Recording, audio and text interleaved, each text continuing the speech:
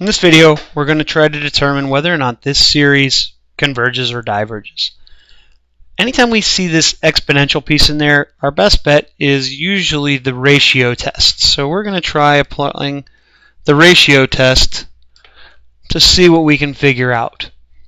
So the ratio test says we take the limit as k goes to infinity of a sub k plus 1 over a sub k, the absolute value of that ratio. So we're going to look at the limit as k goes to infinity. The absolute value is not going to make a big difference in this one. So let's just go ahead and we have k plus 1 over 2 to the k plus 1 over k over 2 to the k plus 1, excuse me. Now, first step here is going to be to flip and multiply. So a lot of times, you're not going to write this step or this step. You'll go right to this step as you get better with this test. K plus 1 over 2 to the k plus 1, so that's our a sub k, times 1 over, or the reciprocal of your a sub k. 2 to the k over k.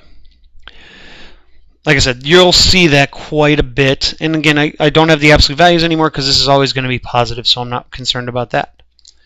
So we need to see if we can simplify at all. So we have the limit as k goes to infinity. This can be rewritten. So I have k plus 1 over, this can be rewritten as 2 to the k times 2. And now I have 2 to the k over k. Those 2 to the k's are going to cancel. That 2 can be pulled out in front of the limit because it doesn't depend on k. Now it's in the denominator, so it's actually a 1/2 as being multiplied by the whole ratio.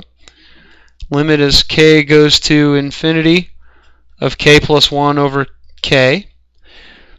One step below L'Hopital's rule very easily will show that this limit equals 1. So 1/2 times 1 equals 1/2, which is not equal to 1.